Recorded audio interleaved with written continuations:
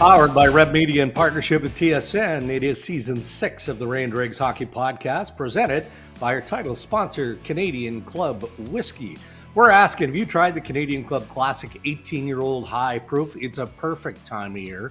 Be it in Canada, the US, the holidays are coming. It's a full-bodied whiskey, has the aromas of caramel, toffee, spicy vanilla, rich oak, and then that butterscotch finish that is just so smooth. And Ray, for you, this is the perfect time of year to indulge, right? Because you're one of the fortunate families. I call it fortunate because anytime you get to celebrate the same holiday twice, that can't be a bad thing. So, came out of Canadian Thanksgiving, had a great time with your family, and now you've got U.S. Thanksgiving with Cammie and the family, and I'm sure you've got a big weekend planned. Is that fair? Yeah, we're going to do dinner on Saturday. We got you can want to do it on Thanksgiving, which is a little more difficult when everybody else is working today. And they're like, yeah, agree, really. So we'll have it Saturday. Do you like turkey? I love it. Some people don't like it. They don't. I don't love it, but I like it, if that makes any sense. I like Landon, he's not into it. We've been cooking ham for him for 33 years. And so, yeah, he likes that instead of turkey. So I got a good buddy of mine, Andrew Porter, who it just reminds me of a turkey story. He actually had to go to the ER, and I think he was at his in-laws eating, Christmas turkey, and a piece of dry turkey got lodged in his throat. Oh. But he wasn't choking. He could still breathe, but it was lodged in his throat. Can you imagine what that would feel like? So, and you're not priority one. You're breathing. They have other issues in the ERs, that you're not taking precedent here. So they finally, back to the day, they would have called you in there for a throat punch. Yes, exactly. Well, okay, so after all their meddling, and I think they were close to, okay, we can't get this thing out. Like we're gonna have to put you under so that we can. Oh.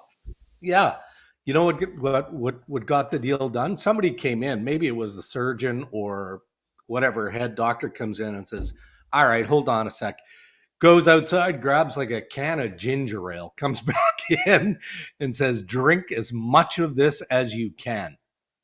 And he did, and it felt uncomfortable, but it dislodged the chunk of turkey in a way they went. So, well, he should be talking to his in-laws about cooking that turkey a little differently if it's that dry. I mean, what did he have? Did it have a sock in it? Like, what is that? I don't know, man. That's a whole nother story about Andrew that we won't get into in this episode of the podcast. We've got Calgary Flames General Manager Craig Conroy joining us today, Ray. And Connie's on a scouting mission. He's touring in the Ontario League. Of course, he was in for the CHL and the USA Challenge in London and in Oshawa. A couple of pretty competitive games. The game in London was lopsided in favor of the CHL, but Wednesday night in Oshawa tightened up, and it was a little feisty. So looking forward to that. If we look back to Wednesday night, some weird games in the NHL. So we're going to dive into those and headlines brought to you by Tim Hortons. Tim's holiday menu is back with all of the festive favorites like the caramel brownie, filled ring green donut. You've got hot chocolate muffins. You've got the double chocolate brownie and the favorite candy cane hot chocolates. Delicious. Stop by your local Tim's for some fun gift ideas as well, like a Tim's themed ornament, snow globe, toy delivery truck, plushies are a big thing, scented candles, and so much more only at Tim Hortons. So I guess Florida, Toronto, obviously part of the menu last night. But before we get to the game, I want your thoughts on Paul Maurice's approach. So going into that game, a division battle with the Toronto Maple Leafs, Florida was wobbling, right? They were 1-6 going into that game as we talk. Hi, Tiny. There's Tiny. Hi, Tiny. What's he So got going? I don't know. So I think Mason left, so Tiny's a little PO'd here. She'll get over it. On Tuesday, Paul Maurice took blame for their skid. And he said, quote, Ray, "Coach sucked last 3 weeks. So he runs a hard 20-minute set of battle drills on Tuesdays, designed, I guess, to remind his guys to be harder on the puck and harder net front and all that." And then afterwards, he said, quote, the old bag skate to me is one of the first signs that you clearly don't have your handle on it. Now he's talking about himself as a head coach. So Right. you're going to take them out there. You're going to make sure the media knows how tough and how bad you are, that you're going to skate them into the ice. And then that group responds 5-1 over the Maple Leafs. He's right, though, isn't he? Like that old bag skate doesn't fly anymore. No, it didn't fly back in the day either. As we're skating, we'd be like, "This is so stupid." Like we're playing lousy, and so now the only thing that's going to come out of this is we're going to have sore groins and a sore back and be tired and pissed off. But I think what the whole intent was, and like Paul did the same thing. He had a bag skate, but he put it in a 20-minute practice. And it's a reminder that you can have skill, but the work has to come before the skill. Sure. And so but to skate up and down the ice is one of the most mind-numbing, useless pieces of work. Here's the other thing. They only have so many practice days. So are you going to waste a practice day on this? Put the guys on the bike, and if you feel like doing that. We in Hartford, our bag skate, our coach would stand on one blue line, and you would have to skate hard between the two blue lines, right? This is one of the drills he used. Except you do it for 15 minutes. And then he'd wave his hand, and he'd go to the other blue line, and you'd have to do it the other way. Yeah. But this went on for 30 minutes, not a word spoken. And by the end of it, I mean, like, you're thinking about everything you can other than what the hell you're doing, because it's ridiculous. But I guess it's a punishment thing, sure. But he also knows his team. They've got a veteran team, although they do have a few new players, but he's got a pretty good handle on his team, right? So he would not be happy. The battle drills would have been out of the ordinary, so that would have snapped everybody to attention. And then you're like, all right, let's get the hell off. The game's tomorrow. It's not today. Let's get going. Yeah, and Florida responded against Toronto. 5-1 final there. Special teams battle that was heavily won by the Panthers. A couple of power play goals, a shorthanded goal. Toronto not happy with anything they did, really. But I mentioned Wednesday being weird, okay? So that game wasn't so much weird. It was just the defending Stanley Cup champions cracking back in the line. Ottawa had 11 shots on net in a 4-3 win in San Jose. I mean, I'm not sure what that tells you. It tells you that San Jose was stingy other than stopping the puck. What does it tell you when you look at that stat line?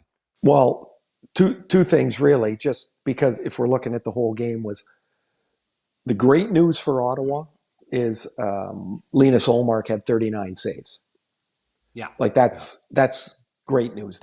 I thought he could be one of the most impactful acquisitions of the season, of the offseason, and it hasn't been that yet. So they got a great game from him. And then we used to, I don't know if the guys still call it, but that was a game of dodgeball from Mackenzie Blackwood. I mean, it's like, well, at one point in the same night, Pittsburgh was up 5-1 on Vancouver. And they had 14 shots. Like, at a certain point, you got to accidentally get hit by one. And it just, you can't outdo that goaltending in either of those cases. And, San Jose, like they got some good young players there. They're kind of exciting. They score a little bit. Celebrini got a 7th. That kid's a player. He is a player. And, he plays with a real enthusiasm. And what do you like most about him aside from that? If you're breaking down the player that he might be or will develop into, what do you see?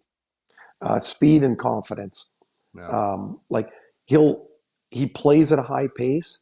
He'll drive defensemen back. He's a really good skater. He's strong, even though he's just a kid, right? He's just 18, but he'll pull up with confidence. He looks for a play back through the seam. If you've got to drive it to the net, he'll drive it to the net. The other thing is he doesn't have any scar tissue yet, right? Like he hasn't gone through a real rough ride, and that will come. It comes for everybody, and then that confidence will get tested. But Right. man, he had 2 goals the other night on the weekend. He had a goal last night. And, I guess the other thing for Ottawa, you say, what does it tell you, was I think Adam Gaudette got his 11th goal Yeah, he loves in green. that game.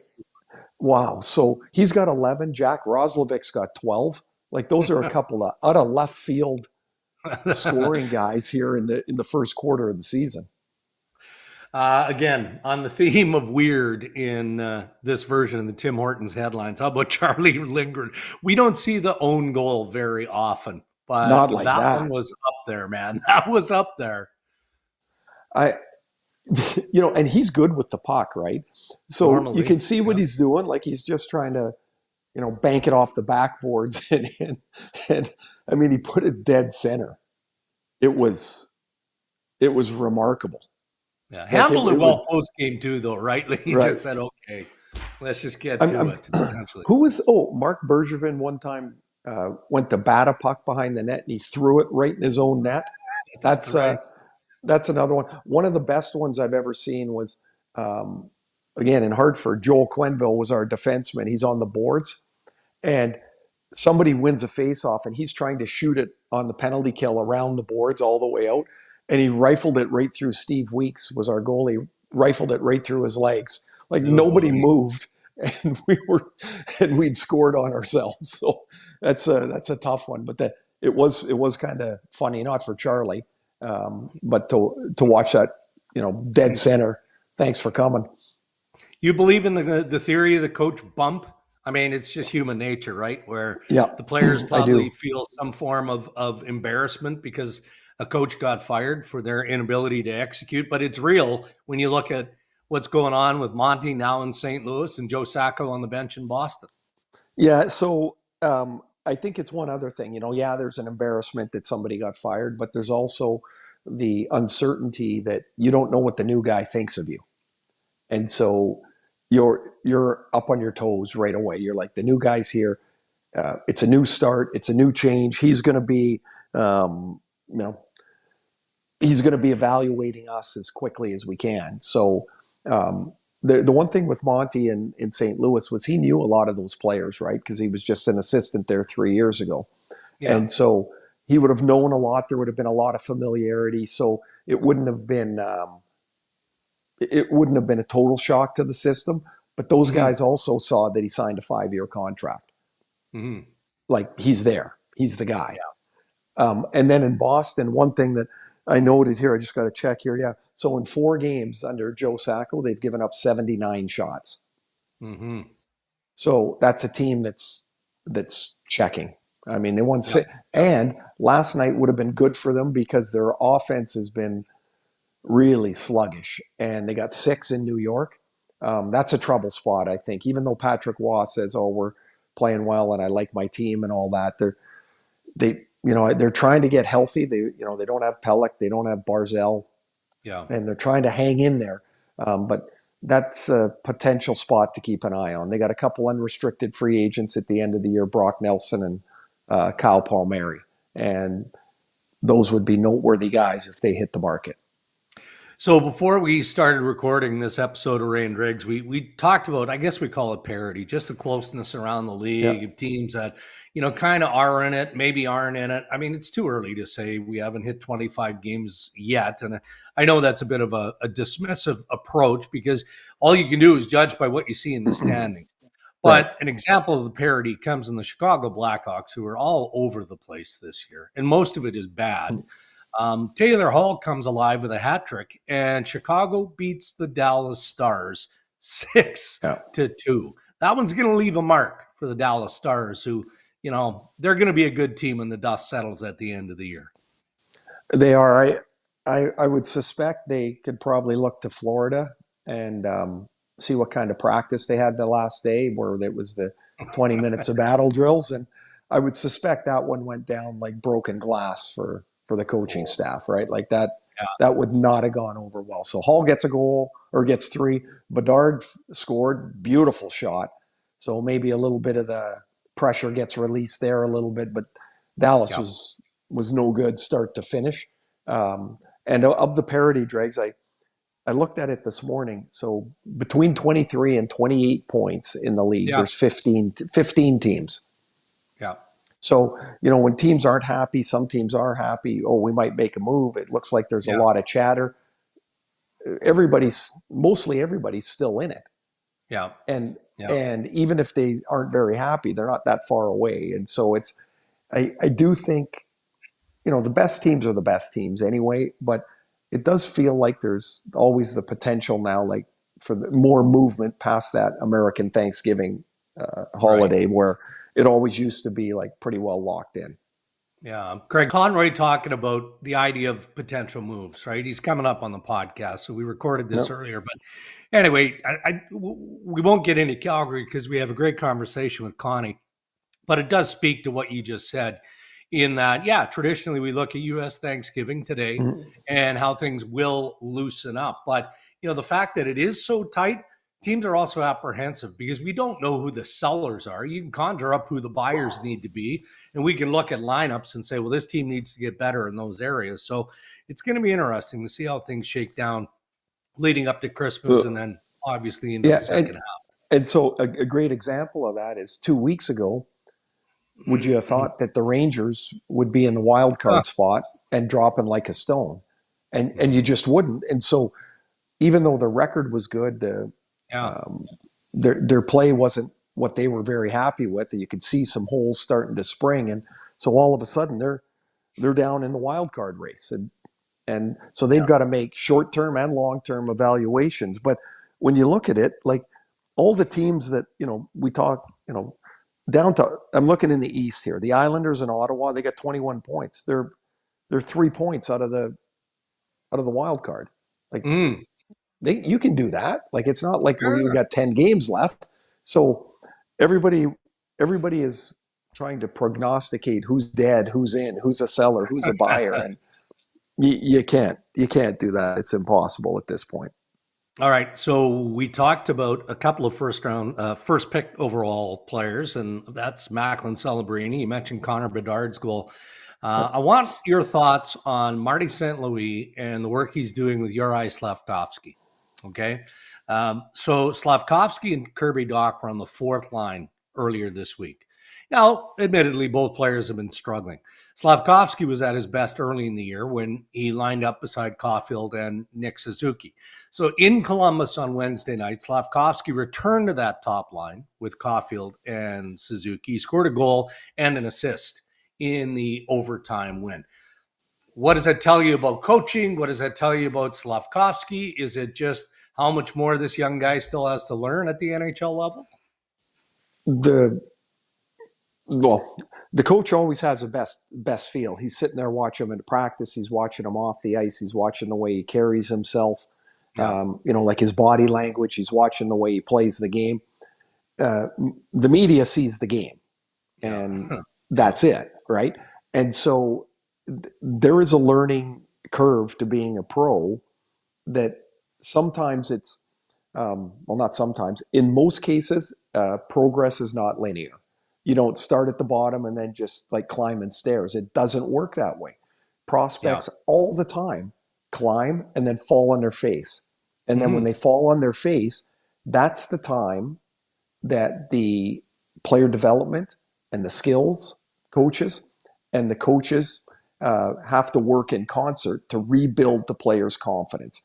And it Right. doesn't happen overnight. And the more people tell you don't worry about it, or hey, just get your confidence back, that's the dumbest thing you can say.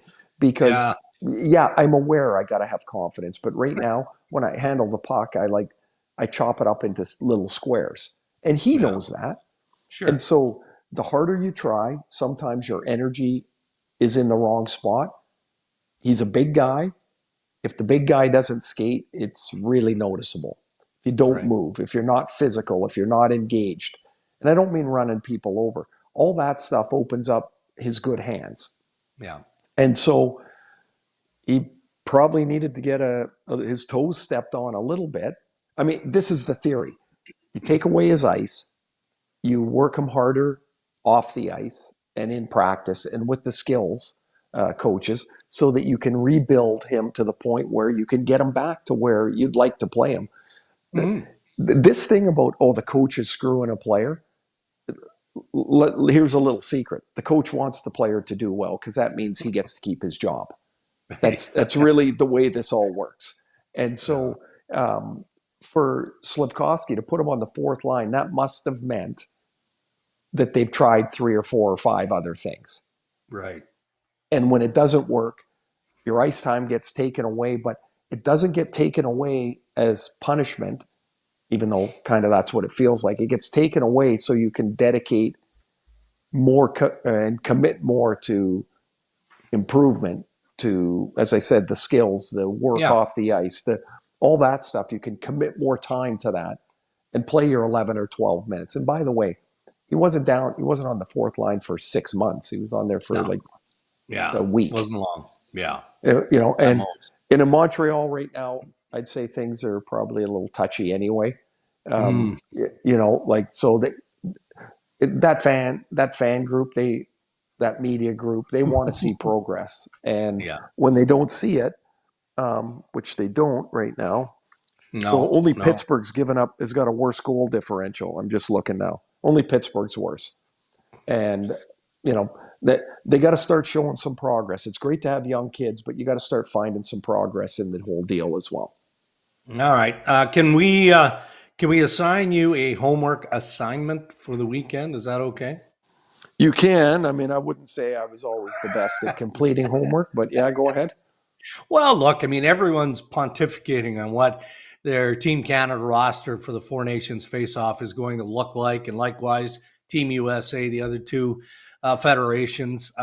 We'll record another episode of Ray and Dregs before this thing gets announced, before it's made official. So let's come up with it for the next episode, Monday, Tuesday, whenever we're recording, on what when are they announcing this? December 4th? The 4th, yeah. Let's talk about it the 5th. Nah, good luck. Like the rosters have to be submitted by December 2nd.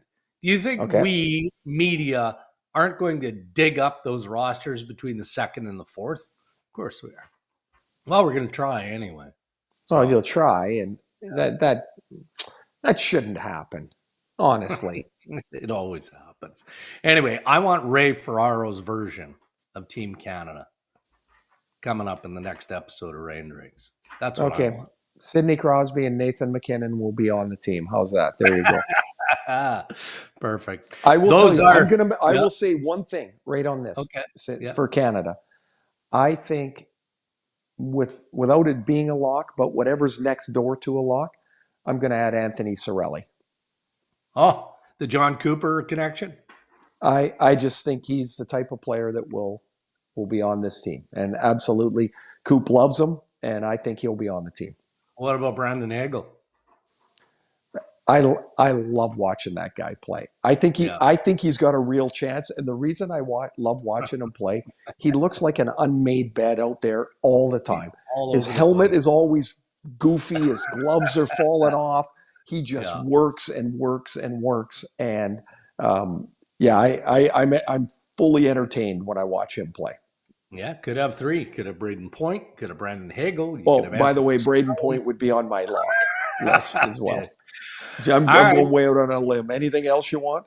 No, we'll have more of this in the next episode of the Ray and Dreg podcast for sure. Those are your headlines. Thank you to Tim Hortons. Your favorite festive duo is back at Tim's. Try our new non-alcoholic Bailey's Dream Hot Chocolate. Enjoy our newly improved Bailey's Cream Coffee or the full lineup. Rediscover the classics you crave with a touch of holiday magic and non-alcoholic Bailey's at Tim's. Our interviews on Ray and Dregs are brought to us by Canadian Club Classic 18-year-old High Proof. Invite your senses to an elevated Canadian whiskey experience with Canadian Club. All right, we're joined on the Ray and Dregs Hockey Podcast by the general manager of the Calgary Flames, Craig Conroy. And Craig, we can see that you're in this palatial hotel room. You're scouting through the OHL. I know you watched the CHL and Team USA in that showcase series, the back-to-back in London and in Oshawa. We'll get to that a little bit later in the discussion, but want to talk about the Calgary Flames, obviously. Now, this week you ran into a couple of desperate teams in Ottawa and the Detroit Red Wings. But at the start of the year, if someone had said to you that 23 games in, you'd be a top 8 team in the National Hockey League, I'm pretty sure you'd have said, okay, where do I sign up for that? Oh, absolutely. I mean, going in, we had some question marks that with the roster, with some of the young guys. We traded Markstrom, so you have two goalies that haven't established themselves. But the one thing I knew going into the summer, once we made the Markstrom trade, talking to the two goalies, they were pretty excited about an opportunity to kind of grab hold and play games. So, again, then I'm waiting to see how it works out. But they've both played; they've been excellent, and has given us chance every night. Connie, I ran into you after the first game of the season in Vancouver. So he asks you after 23 games, you're in the top eight. Halfway through the first period of the first game, what exactly are you thinking? You're down 4-1 in Vancouver. And then Anthony Mantha fights JT Miller. Vladar somehow hangs in the game, and like, what was the first night like? And then you got to look at 81 past it. It's like it was such a crazy start to your year.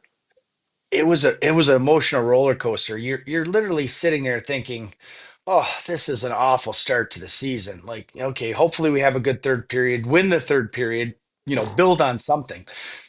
And then to be able to kind of come back, win the game, and I'm thinking, "Oh." And after we saw each other, when I got down to the locker room, just the atmosphere, how excited the guys were, the music's going, the guys were, it was a great comeback. We probably couldn't ask for maybe anything better, just to kind of pull the team together. And then we get off to, you know, we win the next game and the next game, win five in a row. And you're like, oh, this is good. But it just seemed to really, that game probably galvanized the team and brought them together and got us off the start we had.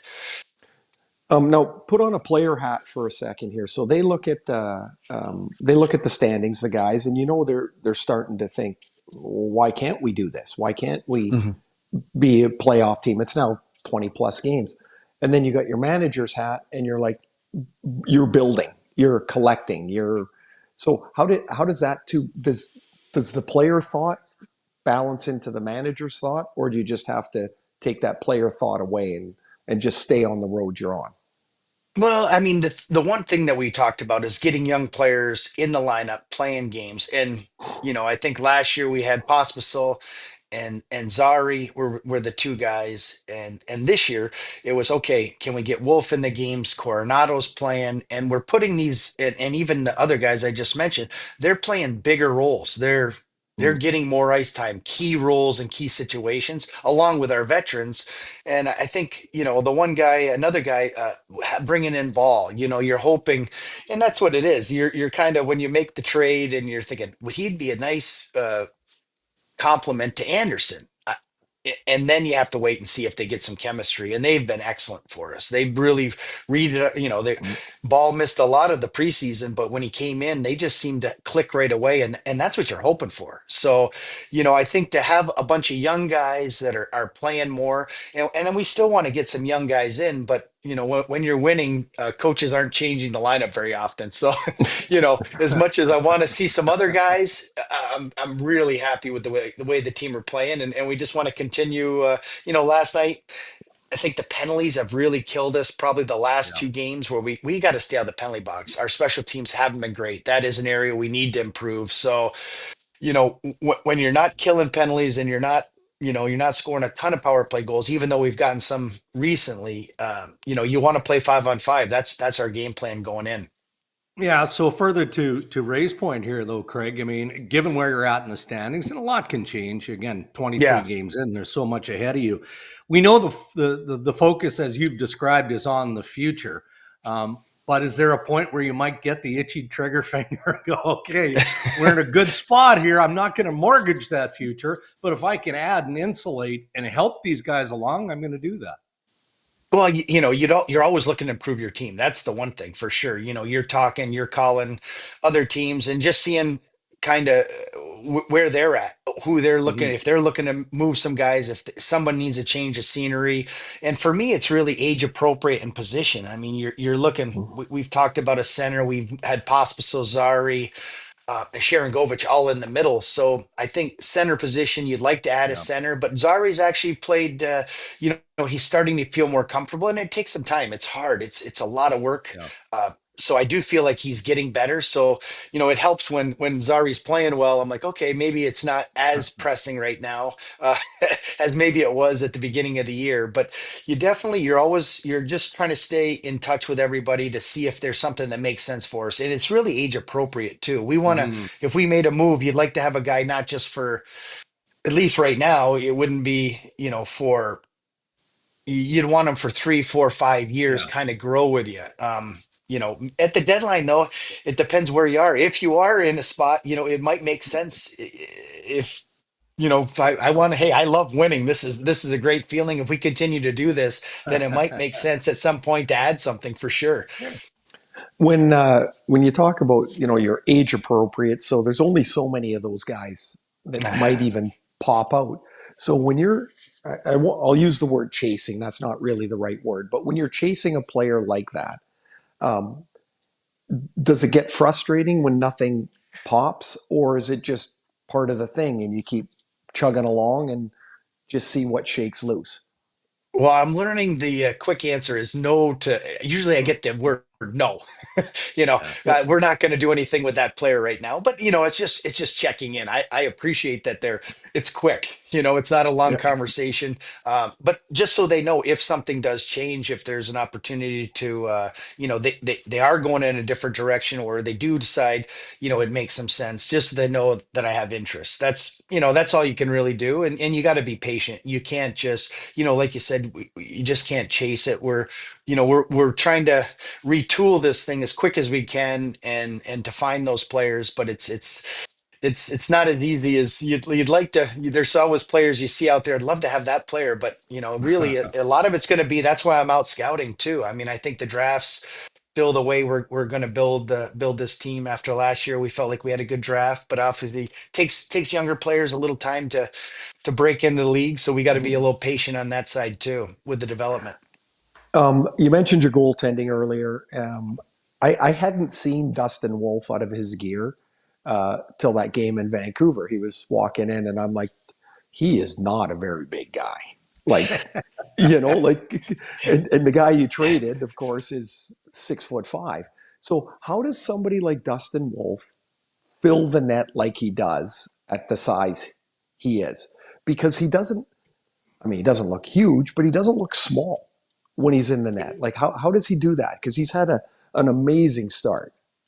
Yeah, I think the one thing, now that we've had him so long and we've watched him, and even when he was in the American League, it took a little while to adjust. And once he kind of figures it out where he needs to be, his positioning, the one thing about Dustin, sometimes he comes over standing up, which you don't see often, because Mm, then he'll take up the net, so he has to play it a little bit differently, but he's so quick and agile, and the way he tracks pucks and finds them. And the one thing I like, when he's in the net, he catches a lot of pucks. He's Velcro. There's not a lot of rebounds, and when you're a smaller guy with traffic, you have to kind of absorb those pucks, and he does a great job at it. That's what right. he catches a lot of pucks. He puts pucks out of the danger areas, but when it's around him, a lot of times he just seems to be able to cover them up and suck them in, which is and we get a whistle, and Mm. I wish you could win a few more face-offs, but That gets you us know back to the centerman again. Yes, exactly. yes. For the most part, though, Craig, like you've talked about goaltending, there's buy-in from the group from top to bottom. So that brings me to coaching, right? And yeah, the players execute, the goalies stop the puck. But at the end of the day, there has to be a system and a structure that's put in place by Ryan Huska and that group. So why don't you talk a little bit about the job that your coaching staff has done to this point of this year? Yeah, Ryan and the staff have done a great job. I think the one thing, it's like anything as a player, and me in this position, as you're in your second year going in, you feel a little bit more comfortable.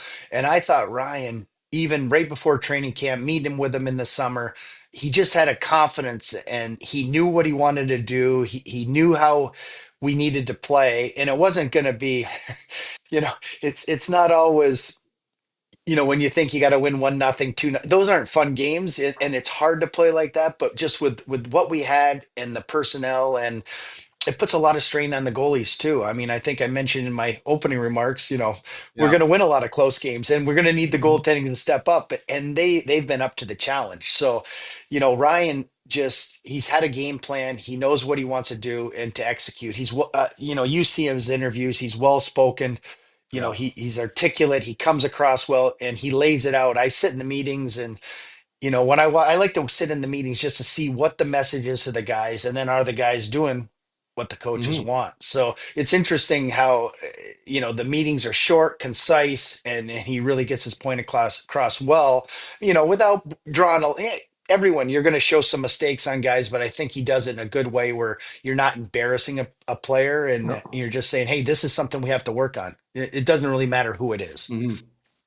So Dregs mentioned earlier, you told us you're out scouting and touring around the Ontario League, and so the games with the U.S. and Canada. What did you like? What did you see outside of? You said that there was a million scouts all over the place.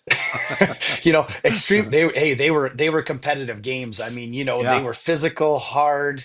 It got rough last night. it did.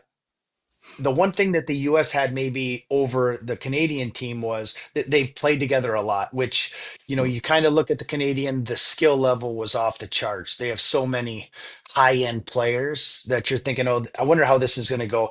But the US, I mean, I think I looked up, there was only 5 shots after 2 periods, and it was 1-1, but they blocked shots. The the Canadians were tic-tac in a row pretty good, but they just couldn't solve them. So in the end, they got a couple and won the game 3-2. But it was one where you're like, oh, okay. It could go either way, but it was really a team that's been together against a kind of an all-star team but both teams can play really hard. It was competitive, Mhm. physical, and you could tell they both wanted to win. So you mentioned something there makes me think. So you're looking at a player and somebody's got a lot of skill and he's kind of like a 50-50 guy with somebody that's playing a really good team game. Maybe somebody that looks a little different. So how do you scout those guys? How do you like do Yeah, do you look at the guy that plays the team game and say, oh, he could fit here, or do you look at the skill guy and go, maybe we can adjust him to what we're doing? well, you're hoping you can grab the skill guy with an early pick and get a team guy maybe a little bit Right. later. You'd love to have both. It's just where do you have to get the high end skill guys? You have to have those high picks, and you're thinking, okay, they're going to be first rounders. And can we grab? We would love this other player, but maybe we can get him in the second round. We probably don't feel Right. we can. So it's a mix. And then, you do all the background, though. I think our scouts do an amazing job. They've already been doing the interviews with the players, and you're talking about coaches that they've had now in junior. And the one good thing is we've had scouts that have been around a long time, so they can go to the junior, junior B, all the minor hockey leagues. And we're just trying to find, is he Mhm. coachable? Will he, can he listen? What kind of player is he? Obviously, we know what we see on the ice, but it's off the ice. How is he trained? What's his family like?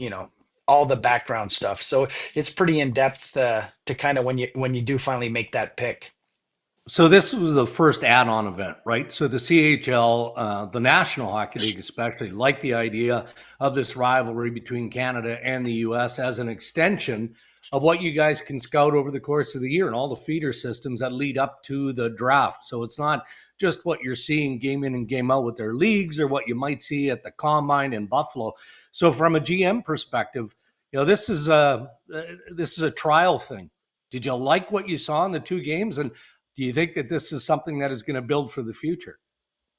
I do like it. I really enjoyed the two games. I thought they were more competitive than when you just had the US in the US playing and Canada in Canada. It Yeah, felt like an all-star game. This felt like yeah. a game. Like this felt like there was something at stake. It was pride on the line. I mean, both teams wanted to win. Both countries are proud and they want to show the other one. So I did like it. I do think would I've liked to seen some other guys maybe that are playing in college on the US team Yeah. or in the USHL, like that would have been Mm. nice, if you could somehow, and I know there's rules for everything, so but if there was Yeah. some way where the college team could actually let some of these young players come play, it would have been that much better. So, I think it was really enjoyed the game. I thought it was better than the old format.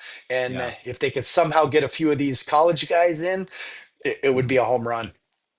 Now, Connie, your last one for me. You're about a month away, or so, I guess, from the World Juniors in Ottawa. Do the Flames have prospects that you're going to see in the tournament? And is the tournament continuing to skew younger into more draft eligibles, or is it still a tournament that 18 and 19-year-olds kind of carry? I still think it's an older tournament, Ray. Like, and with my guys, I got Zane Perek, and I got a few other guys that I think are on the bubble. You're Mm. hoping you don't really get a good feel.